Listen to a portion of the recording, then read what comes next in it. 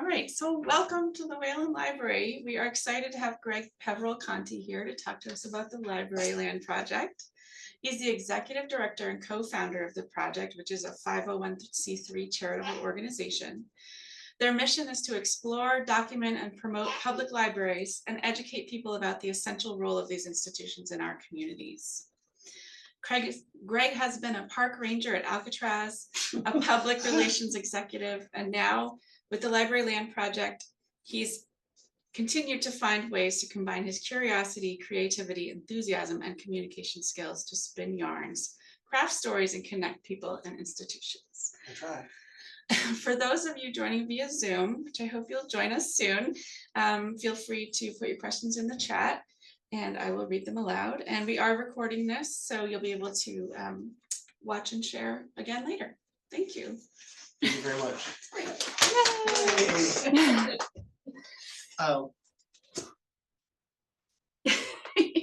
Thank you very much. So, as Courtney said, I'm Greg PC, and I do the Library Land Project. And what I'm going to talk about today, I'll tell you a little bit about the mission of the project, a little bit of my background, what I look at and what I think about when I look at and think about public libraries. And I've been to hundreds of libraries over the last few years. There's some more people.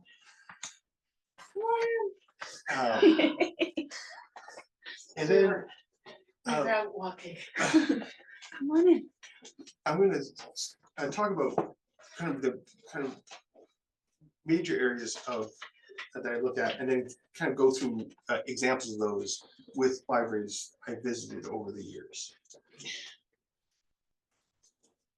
So this is me when I was younger in February.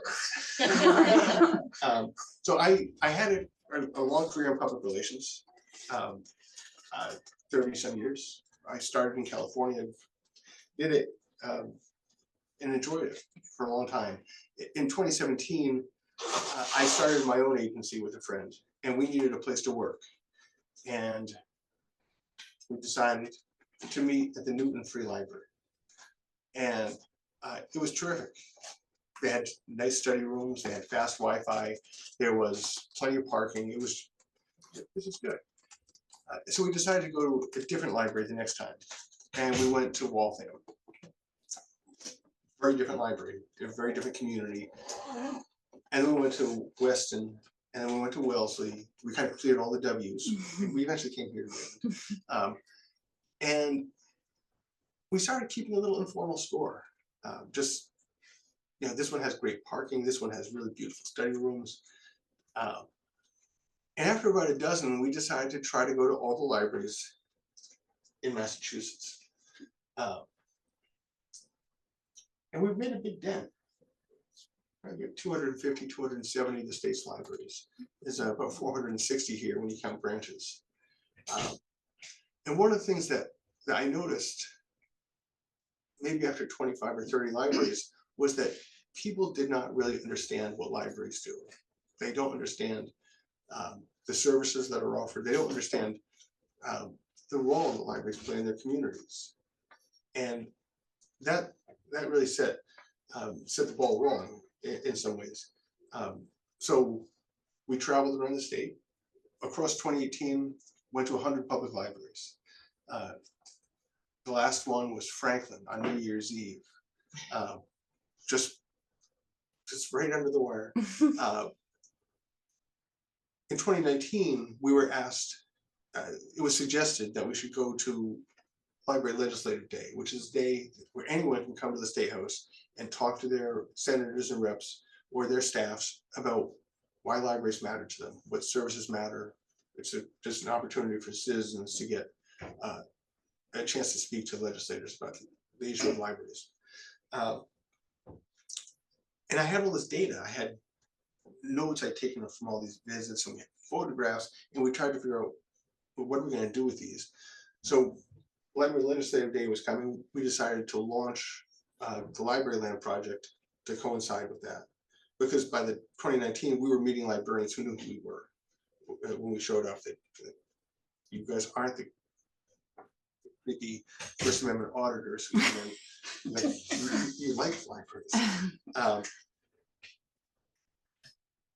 And we also, because I'm a PR person, I approached the media to tell the story. And Boston Magazine did a really nice story. And it was not a hard story to tell them. Like, we're like two goofy guys who are trying to go to all the libraries in the state. But when we got in front of the reporter, after we cleared the fact that yes, we're really trying to do that, we said people don't understand what public libraries do. They don't understand the value they provide communities. People have this narrow view that libraries are somehow like museums of books, and that's not what libraries are. And so we took the opportunity to tell those stories. Eventually, Library Journal did a story about this, and we started hearing from libraries around the country. The project was invited to speak out in Bloomington, Indiana. We were invited to speak in Missouri, and I thought 2020 is going to be the best year ever.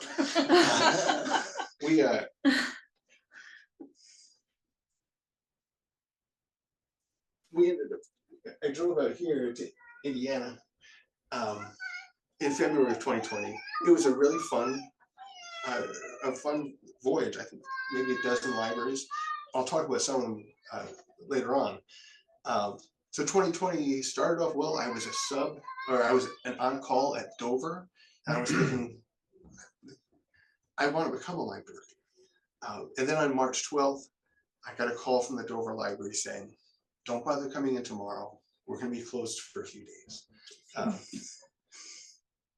And I didn't get into my library program I was planning on.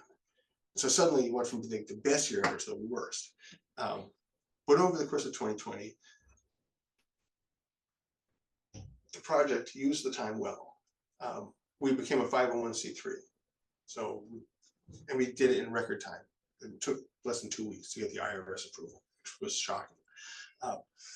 I did go to library school. I ended up going to the University of Alabama via Zoom, and it was a terrific experience. And so as 2020 ended, the project was kind of back on track. We did a huge tour in the Midwest, in Iowa. Oh no, maybe I was 21. I can't recall. They all started, those years blend. But over the course of the last few years, those travels were able to resume. I've also become a librarian. I'm actually at the Wellesley Free Library as a reference librarian. And it's I no longer do PR. I just do libraries. And in my own town, I live in Medway. I'm a trustee there, and as many ways as I can think of working with libraries, I will take. So I want to tell you about two favorite libraries, and then I'm going to talk about what I look at. This is the Garden Grove Library in Garden Grove, Iowa. And I always ask if anyone's been to Garden Grove, and I think once someone in Iowa said they had. This is a town of 174 people. It's a city, actually, because of just the structure of their government. When I pulled up to this library, there was a small wooden building with corrugated steel roof. City Hall was on one side and the library was on the other. And when I went into the library, this is who greeted me. Sarah Christian. She and her husband Gabriel work at this library. She is not a librarian. And what's special with this library to me is the fact that two people had such an impact on their community. So when she came, the library was right down the street from her house, and their town is just one street. There's no stop signs. There's nothing. So she would go to the library, and the librarian who worked there just watched war documentaries, just graphic, gory war documentaries. There was no shelving system. There were no library cards. There was no catalog. And she began to organize. Her husband, Gabriel, is a librarian at the Des Moines Public Library. So he was able to provide support and guidance. And over time, the librarian came in less and less, And eventually the mayor said, Sarah, do you want to take over the library? And so she did. And as she and her husband basically moved to Iowa because they want to live 19th century prairie lives. She makes all of her own clothes. She is an author who writes about Victorian prairie life. He builds and manufactures Victorian bicycles. So they had this really very specific world they imagined, and they moved into that world. Now, this will mean something to you, perhaps more than to you guys, but her first program, which was focused on 19th century prairie life, had almost 30 people. Wow. 30 people out of 174. Like that's, this library would be overflowing if you had the same ratio. She said that kids had nothing to do in this town, hang out at the library whenever it's open. And so when people say things like, well, it's a small library, it doesn't have a budget, like only big libraries have an impact. I'm like, no, like this library has a material impact on this small community because of the commitment of the people doing the work, not the budgets they have, not the resources. This is one of her programs, French songs, past and present, and she was, when we arrived, she was there creating her signs, by hand. It was just a beautifully moving little library. And then the other one of my favorites is the Braddock Carnegie Library. This was the first Carnegie Library in the United States. And I use this one, I talk about this library because when people say things like libraries should focus back on the basics, they should be focused on books, that's what libraries do. This library, when it was built, had an 1,100 seat music hall with a pipe organ whose pipes were Carnegie steel. This was across the street from Carnegie's first ironworks, or first steelworks, or steel mill. It had a swimming pool that's probably 8 or 10 times the size of this room. It had 2 bowling alleys. It had a basketball court, a boxing ring. It had all of these things that weren't library, but they were. And they were basically for the library to serve as a community center for Carnegie's workers, for his white workers. Black workers could borrow, but they couldn't use the rest of the resources. 100-some years later, this library had fallen into disrepair. Braddock, Pennsylvania had radically changed, and the community bought the library for $1 and began in the 70s to restore it, moving out. When I was there in February of 2020, their arts and community outreach librarian showed me through the library. We spent a couple of hours. The pool is never going to become a pool again. That's done. And nor the bowling alleys can be bowling alleys. The music hall, they're restoring that. They have a screen printing studio there, which is an unusual thing for a library to have. A local business failed, and they donated all the equipment to the library. And originally, no one knew what to do with it, or how to make sense of it. And so the library started doing classes and trainings. And he said, now, anytime there's a march or a protest or a family reunion or a wedding, or people come in and they make t-shirts, tote bags, flags. Like, this was something that no one knew they needed, and now that they have it, they love it. And he said, the only thing we charge is for materials, and it's just at cost. This library also has a ceramic studio in its basement with 3 kilns. Whoa. 12 wheels. It was just, like the original idea of this library was to be this broad resource for a community. And it was in the 1890s, and it is again, with that same imagination, with new tools, meeting the needs of new people. And so that is one of my favorites. So this is what I look at when I look at libraries. I look at the places and spaces, like what's the physical experience of the library like? I look at the people and, what are the interactions like? Are people attentive? Are they engaged? I was at, obviously the collection is the main reason that people are coming to the library. Although here, I mean, collection is such a moot point in some ways because we have ILL. You can get anything from anywhere in the state in just a few days. Programming, that's certainly for young parents, especially, that is so critical. Services, how libraries and partners can meet the needs of the community, and then policy, which was something I didn't really think about for a long time until I did, and then I realized it's a really important thing to think about, even as a library user, and see how libraries put rules around usage. So I'm going to go into each of these with examples. So places and spaces, I like to tell people there is really a library, there's no right library. I was talking to the folks in Stowe a few weeks ago, and there are people who are concerned, like, is it going to be really modern? Will it be a TV? They're renovating. Yeah, and it's like it could be either. If you look at the BPL, a beautiful, majestic building in the heart of Boston. This is up in Laconia, New Hampshire. I was there on Friday. It's an amazing building that they've done a great job restoring it.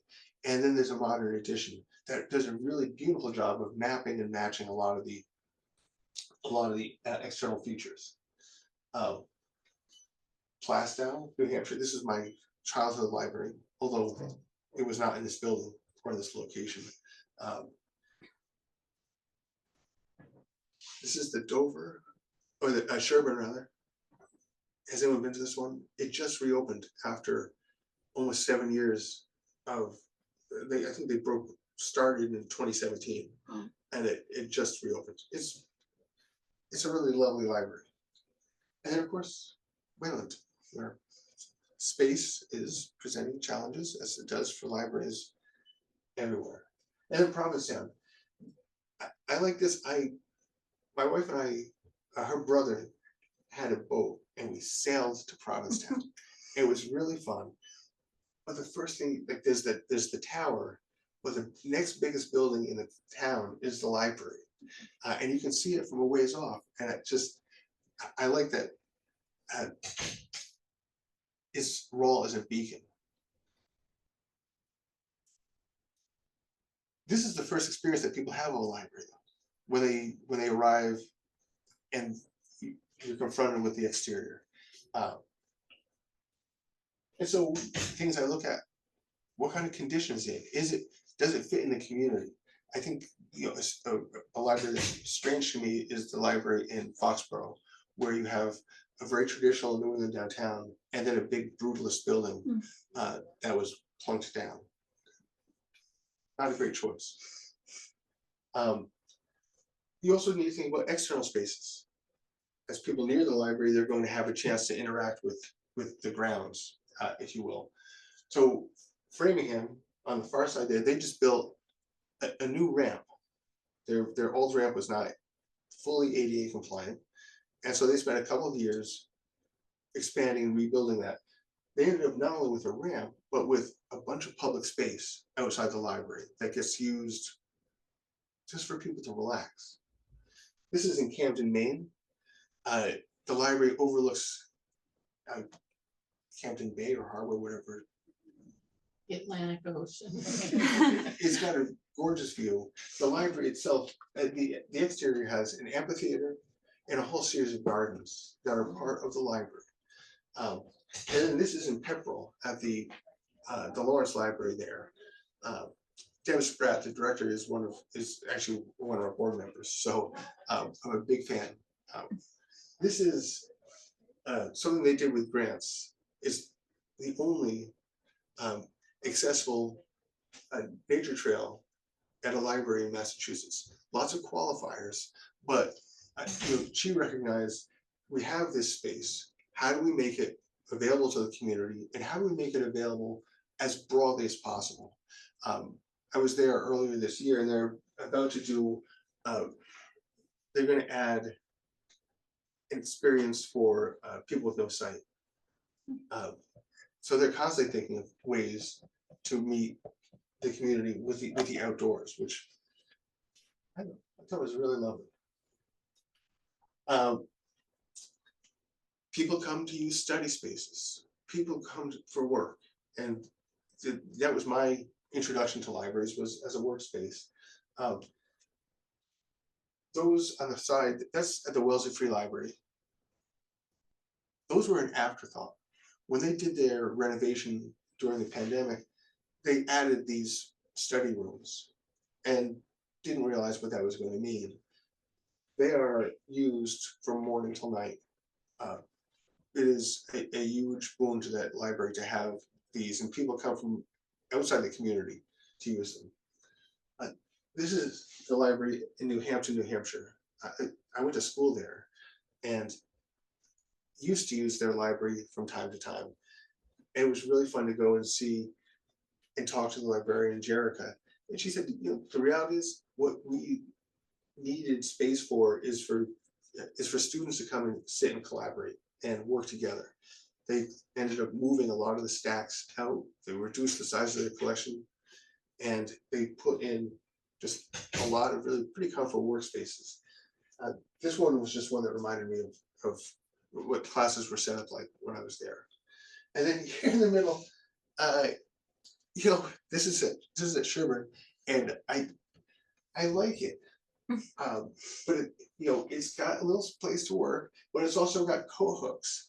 And so I'm not quite sure what the idea is. If you want to hide. Yeah.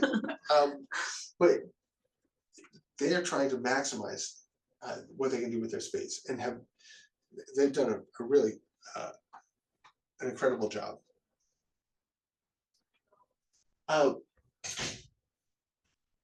Social space is one of the things that people are looking for.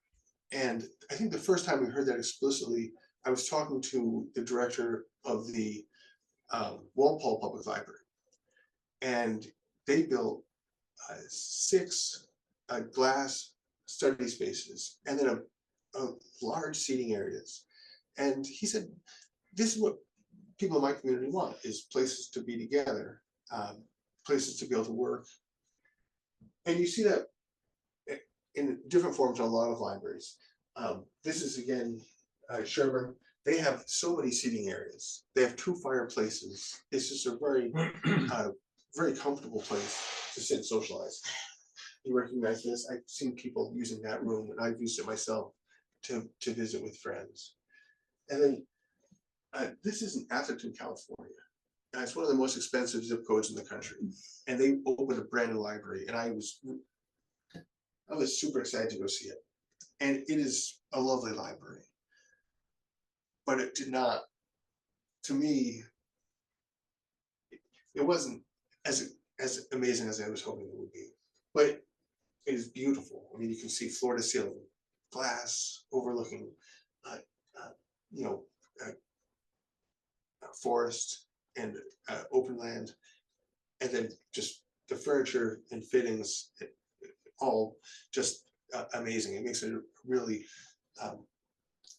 a lovely social spot. People also look for inspiration at the library. When I started this, I remember talking to a friend about how much I loved working at, like, doing work, whatever kind, in a library.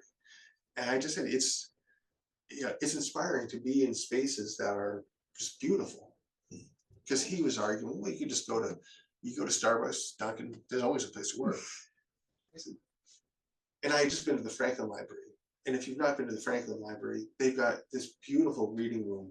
It's probably got a 30-foot ceiling, maybe 20 feet, with a fresco all around it. It's gorgeous. And I said, if my choice is a crowded Starbucks or this, or this. This is the Littleton just reopened their built a new library that has so much glass and so many views of just, you know, Mount Wachusett in the distance. It it can take your breath away. This is the Sarasota Public Library. The Moat Marine Mammals, or the Moat Marine Center is there in Sarasota. Those fish? This is a fish tank that Oh, is an arch over the door. And you can see, you know, for scale, this is probably 12 feet tall. It's obviously the entrance into the children's room. It's amazing. And then this was a winter day that I was working here, and there was something about just like the way the sun was coming in as the afternoon was waning, that just it just inspired me. It just was. I remember the afternoon really well, and to me, like, that's something that libraries can do. And I guess you can be struck by inspiration anywhere, but libraries tend to facilitate that. There are also places to explore and investigate and create. This is at the Atherton Library. And you know, libraries have 3D printers, and most of the time when I see 3D printers creating are small figurines, little tchotchkes. They were building replacement parts for one of the for actually a couple of games that had been lost or broken, and like, oh, we can just make new ones. All right. This is the collection in Peverill. Peverill has about 140 stuffed birds. Someone in the town at the turn of the last century collected one of everything and gave the collection to the library. They have many that are now extinct. The reason I was confused, when I was at Plastow at that library last week, they too had a display of birds, but theirs are porcelain. And this is at Stowe. The children's librarian came walking in wearing like rubber boots with a bucket and a net over her shoulder. She'd been getting salamander eggs and frog eggs and was setting them up. And she said, you know, the kids love it. It's a super popular program, but there's no place else in the community where that could happen. Sure, it could happen in the schools, but none of us could partake. The library makes it possible for anyone who's so inclined. There are also places for remembrance and for history. I know there's historical societies, historical museums in towns. They're not always open, easy to find, or part of the fabric of people's daily lives. Libraries are, and there's 3 here. That's at Laconia, New Hampshire, the flag of the 12th New Hampshire Volunteers during the Civil War. This is a set of samplers in Sanborn, New Hampshire, or Sandown, where they go back to the 17th century. So there's a couple from the 1600s that they're actually part of a resident's personal collection that they're using the library to share. And this is at the Adams Public Library in Western Mass. It was built in the 1890s to be both a public library and a Grand Army of the Republic Hall. So it was basically a veterans hall for Civil War veterans. And this is the room. It is intact as it was in the 1890s when it was built. It's the same furniture. The first time I went up there, it was just an amazing experience to see how well, you can just see by even this photograph, the condition is really outstanding. So once you've kind of gone into the library and seen the places and spaces, you're going to deal with the next stop is really dealing with the people. And, I think about things like approachability, friendliness, diversity. I'll say that, libraries are by and large are very white. They're white spaces for professionals.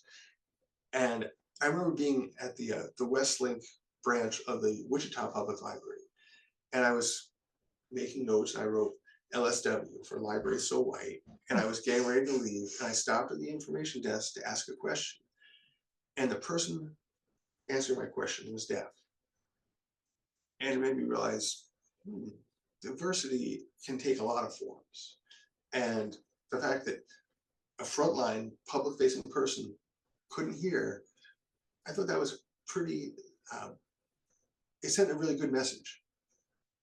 I use this picture because when I talk about friendliness and being welcome. I was at a library here, and I'm not going to name it because I had a bad experience. And it was in the library. I had questions. They said, you have to talk to our director. And there were questions like, how big is this town? The director wasn't there. They said, you can email later if you want to know these things. And I left. And then I went to this library. This is Charlton.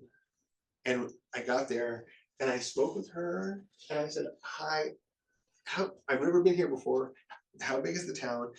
And she said, you need to talk to our director. And I thought, I was like, what has happened? She's since retired.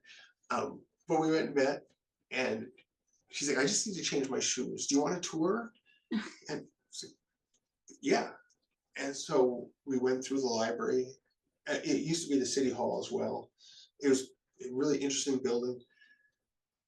Outside through the children's room. And we came back in and the staff were waiting. And they were like, we knew it was you. We've been waiting for you.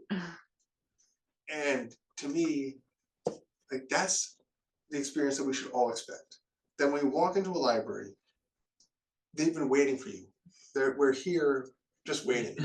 And it really is what I think about the people in the library. That's what I think. They say that people forget what you say or do, but they remember how you make them feel. And I think the most important thing that my library experience is that you feel welcomed and enjoyed. Once you have your fill of the people, though, it's into the collections. And collections are obviously take every sort of shape and size. This is the collection of the Performing Arts Library in New York City. I was there to see. They just did a big exhibit on Lou Reed. He got his archives were given to the library by his wife, Ray Anderson. And when I got to the archives, they were like, they have screenplays, theater scripts, choreography notations. I don't even know what you call it, choreography. And it just goes on and on and on. Their DVD collection or their CD collection, sheet music collection. I mean, their sheet music collection wouldn't fit in this library. I mean, I exaggerate, but it was rows and rows and rows of music. This is Bloomington, Indiana, Monroe County. It is just chock-a-block. As far as you could see, it was just stacks and stacks and stacks, to the point where it became a difficult place to navigate.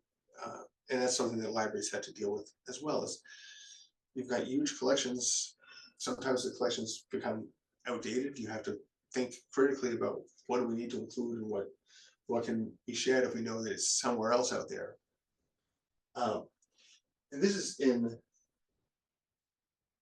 Oakland, California, where they had their map collection was just open to the public, including historical maps, which surprised and shocked me, but it also kind of delighted me because it was really cool to be able to pull out and see these maps in person.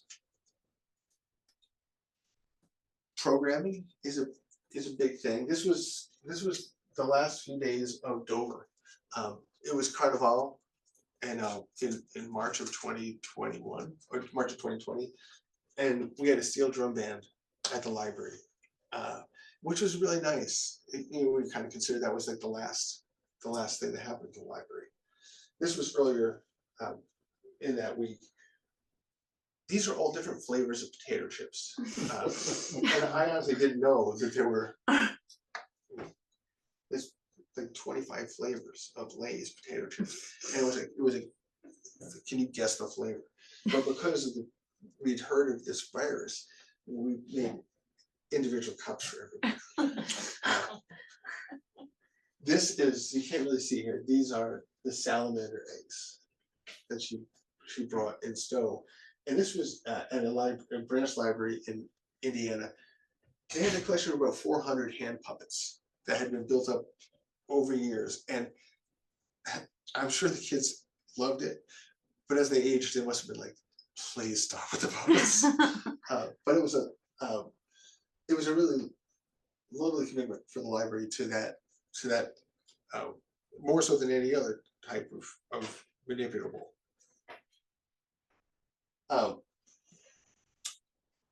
And then there are services. That's the Bookmobile in Natick, serving the western part of the town.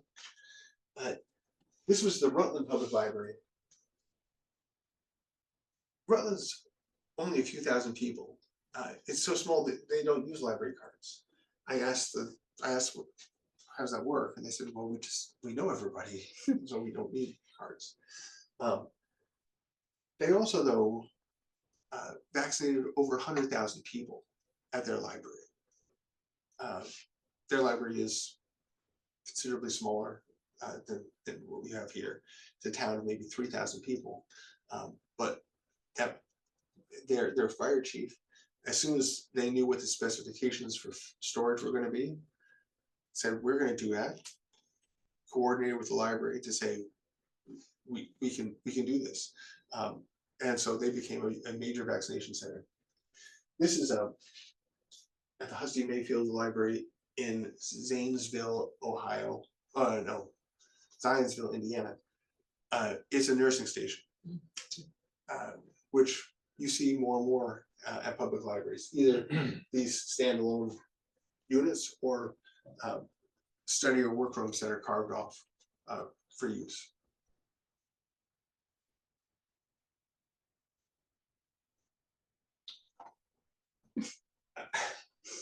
And then policies. So I was not I didn't pay attention to policy. The only policy interaction I had was, is there a study room available? Is it going to be easy to get?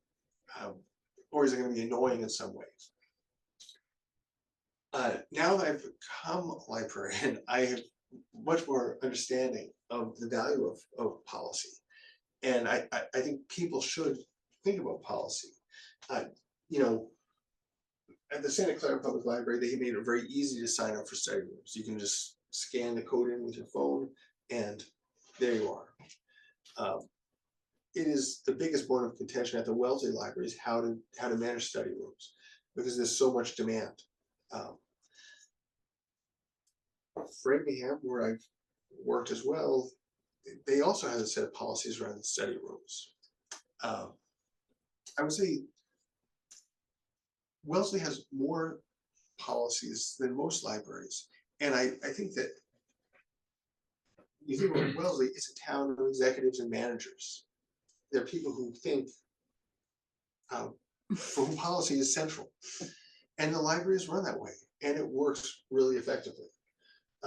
This was at the Walpole Library, as they created more spaces for people to be together and spend social time, they needed to be clear on why we're doing this, what we expect from people using our spaces. This is Deb Spratt, the director at Peverill. Her dog policy, and this is the smaller of her dogs, is that during library hours, dogs need to be on a leash. I did 2 focus groups at this library, and so many people, we had about 30 people participate between the 2 of them. So many people said, I came to this library to socialize a dog. because We have Obi. We have a few dogs that come.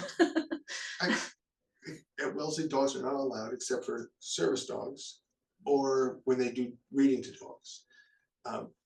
Just yesterday, we had we have a couple of people who come in training service dogs, and it's been fascinating to talk to them and hear what why there's a library. But when I showed this picture to some librarians, they're like, no, that's not okay. Again, it depends on the community. It depends on the expectations. It depends on the needs. In Peverill, that's what they thought they needed.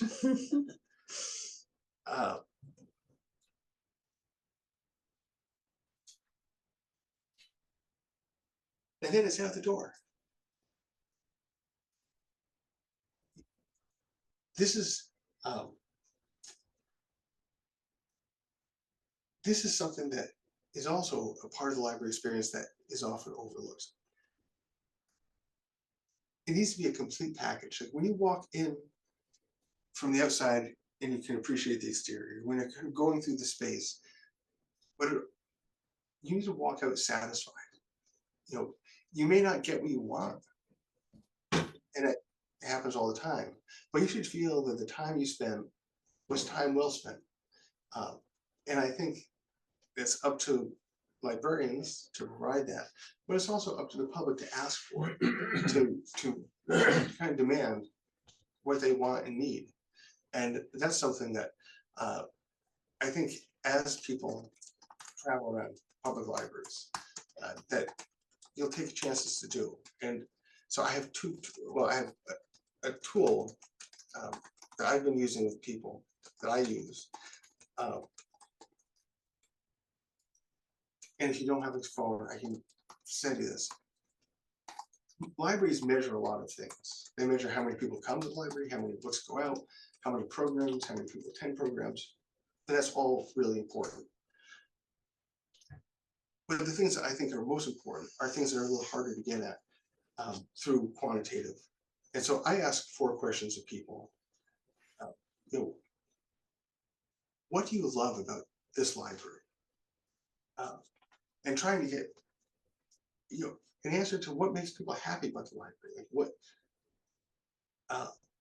like an emotional connection to the library. And I can tell you, I just did this with Peverill. We had 250 people respond, and the number one things were it's always the people, and then it's the building. But then people talked about the art gallery, and Peverill is lucky. Their library, when it was built, had a lyceum and a museum, and they still maintain those 2 things.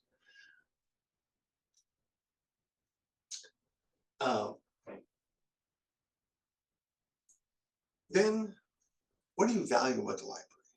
Because there's the thing that might be your favorite, but then there's the thing that actually makes it valuable to you.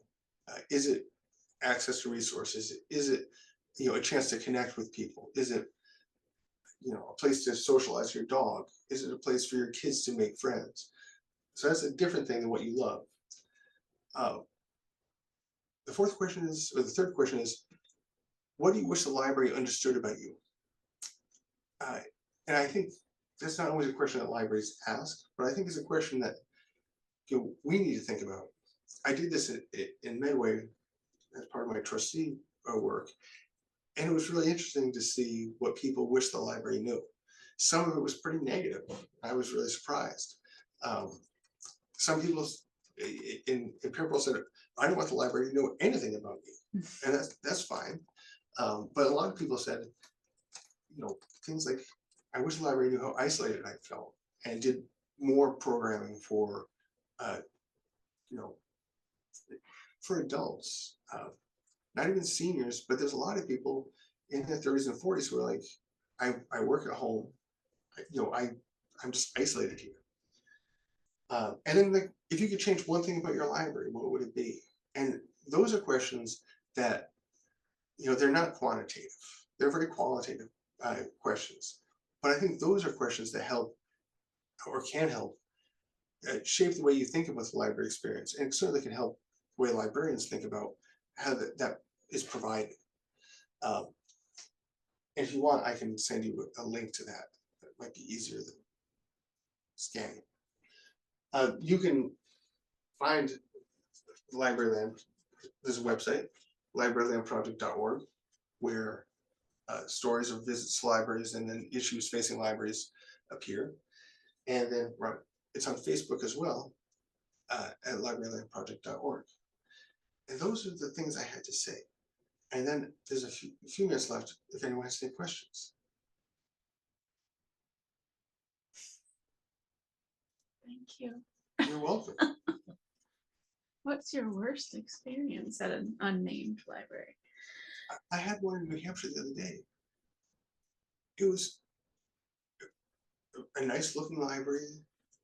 No staff came out at all. There were 3 patrons using the library. One person did come in and was able to get their attention to come out and check out a book. The staff was in the workroom. They could see people out, didn't make eye contact, didn't get up. The lights were, it was just, it was bizarre. And architecturally, it was beautiful. They had 5 or 6 great study rooms. It was like the people who were there just didn't care. That's, to me, I think the worst experience when you come into a library and you get the sense that the people who are here don't care that they're here. They don't care that you're here. That's pretty bad. Yes. I have a question. I don't know if it's relevant. I don't know if you're still traveling doing this. Yes. I'm wondering how libraries around the country are dealing with the whole concept of book banning, and do people go to the libraries as well as the schools, as well Yes. as, you know, so how are different places handling it? I mean, there are libraries in some parts of the country that are being completely defunded because their staffs are refusing to remove materials. You know, I went to I'm not showing it today. Orange is my favorite color, and so I went to Orange City, Iowa, and that library had they'd had a book banning / book burning incident. Oh my gosh. And they eventually, those books remain on the shelves. They did a lot of work in the community to kind of help people understand that you don't need to like everything here. And goodness knows, there's plenty of things not to like everywhere, but we have to respect that my perspective can't dictate everyone else. In some places, I was at a library in Kansas, and the director said, "Oh, we have a new policy that if you can't submit a list of books, because Moms for Liberty produces a list and sends it out, and people come to the library and say," and oftentimes those books aren't even at the library, but they said, if you cannot make an objection using a list, and if there's a challenge to a book, that book cannot be challenged again for 5 years. And so they've put policies in place that they think will help.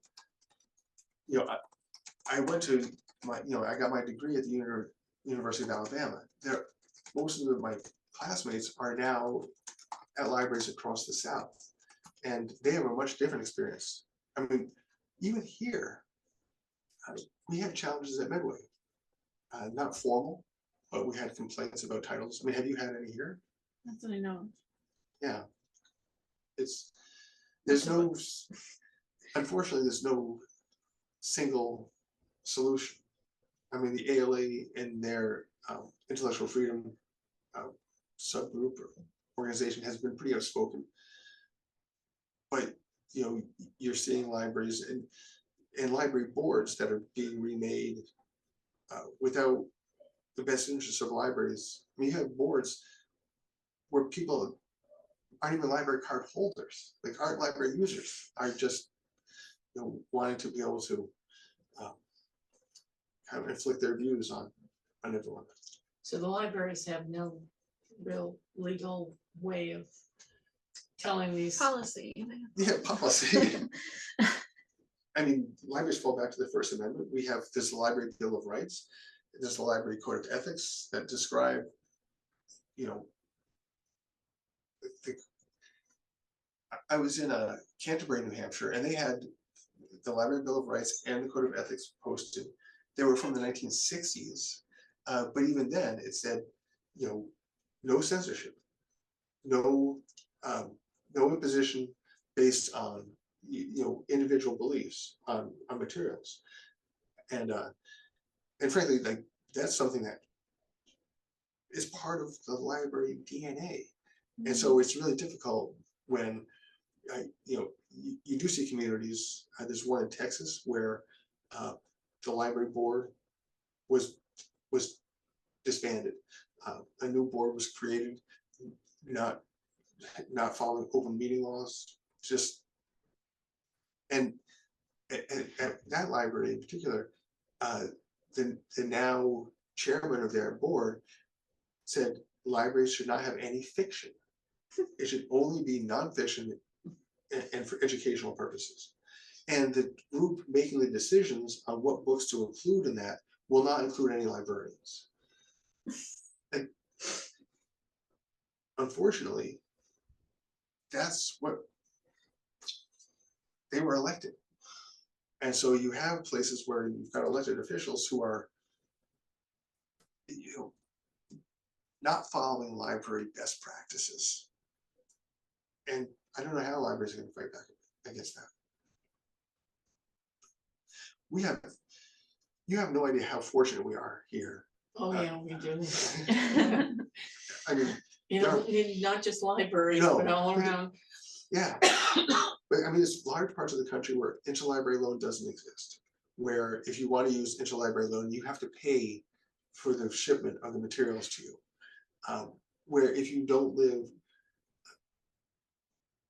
and I can understand the rationale. I was at some libraries in Nebraska, and people were saying, I live across the street from the library, but I am not in the same county as the library. So I can't use the library unless I pay a non-residence fee. And I guess, yeah, if you're not paying the taxes, but it just seemed, I feel like they should say, like, if you live within walking distance, you can use the library, whether you live here or not. But yeah, we are. And So is Minuteman, this whole library network, kind of an unusual thing, a rare thing in this country, or? what's more unusual is the fact that we have town libraries. A lot of places it's on a county by county basis, and so a county may have 6 or 8 libraries, but that might be in a huge geographical area. I mean, there's a library pretty much within 10 minutes of you, anywhere in Massachusetts, even out west, where the libraries are fewer and further between. They're still right nearby. So just the density of libraries. You know, here in Massachusetts, we have the Mass Board of Library Commissioners, which is a part of the state whose role is to kind of oversee library function, but also fund library construction and renovation. And when people in other parts of the country hear that we have a state agency that hands out money to libraries to build new ones, they're just, we don't have, few states have that. You know, we're a pretty well managed state that seems to work most of the time. And I know there's many things to complain about, but driving through, and you know, most of these,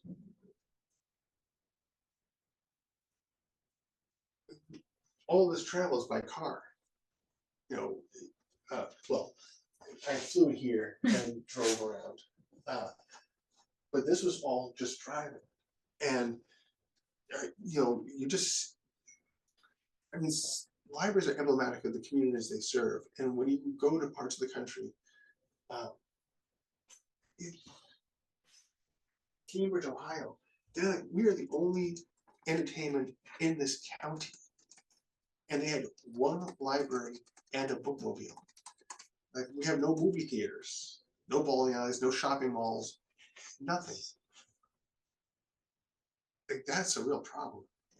You know, and the library's trying to do its best, but And then they're taking away fiction books. yeah, well, that's down here. They can't even entertain themselves. Yeah, yeah. Are there places that are on your list of libraries you want to go see? You haven't seen them in person yet? Yeah, there's a ton. And I'm thinking like architecturally for interest, you know, that's, we're taking a trip and we're gonna be driving and, you know, something to see that's interesting. I want to see the Southwest. We'll be driving through there, yeah. Where should we go? Well, you know,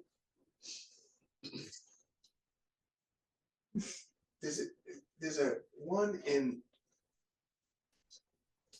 I think in Tucson or Phoenix. It's one of the two cities, one of the big cities in Arizona that there was an intern for a while, and she was going to school at the University of Arizona, which may be included where it was. And she sent pictures back, and it was so, it was just so alien to what our libraries are like, because it was in desert. The exterior was all hardscape. There was cactus. It was just, it's like, wow, that's totally different. If you're going to go to Texas, the Austin Public Library is one that you hear rave reviews about. It has a roof deck. People are just like, it's just a magnificent library. It gets, like, you hear a lot about it in the library world. One thing I like to point to people, at the Boston Public Library, in recognition of their need to reach millennials, they opened a cocktail lounge, and it worked exactly as planned. You know, it's open from like 3 to 6, a handful of days a week. I remember talking to David Leonard, the president of the BPL, and he said, yeah, this was a group we just had trouble reaching. And when this came up, this possibility, we said, let's try it. And it did the job. People come in after work and start using the library in a different way. But that's what libraries do. They broadcast the Marjorie and Jim Yep. every day, a couple of days a week from there too. I've been on that show. And with them. have you been on and talked to them? Yeah, it was super fun. Yeah, I mean, just having the GBH's studio there, that partnership, and I think that's one of the things. Like, how do you connect with community groups? And so to have, you know, kind of one of the two NPR affiliates co-located at the library, to have producers at the library, that's a pretty cool thing. And that's another thing when in other parts of the country when we talk about that, like, you have a radio station and a cocktail lounge in one library.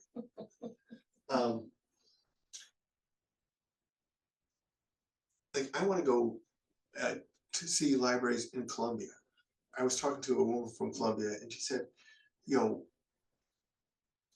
in Bogota in particular, the city had been racked by violence for years. And they decided to invest to try to create more community spaces. And they built libraries, and they built just amazing libraries. So that's a place I like to go. And then Helsinki is meant to be one of the kind of an outstanding public library. I've spoken to some folks affiliated with the Helsinki Library. I'm trying to figure out a way to convince them. My wife was like, we should go warm places. You're gonna put a whole new spot on my travel itinerary from now on.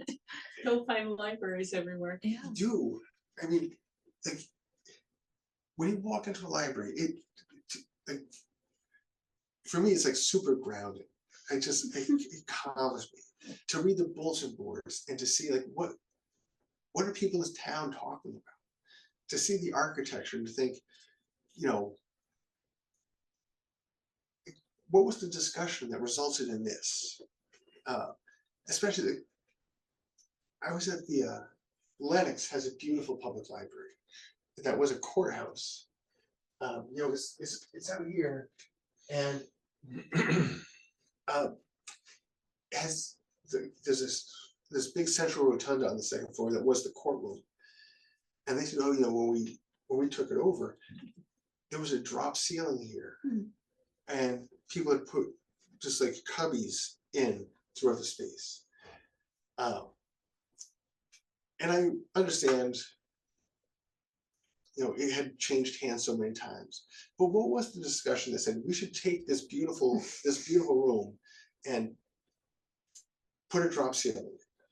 And you see it at libraries all the time when renovations happened, especially in the, you know, in the 50s into the 70s, where, especially in the 70s, where energy was a huge concern. And so you did see, you know, drop ceilings going in, and you saw fewer windows. Now, efficiency has improved. You see so much glass. And I think, you know, sometimes people worry about glass being kind of a cold surface and something that's not, from the exterior, as interesting as other architectural elements.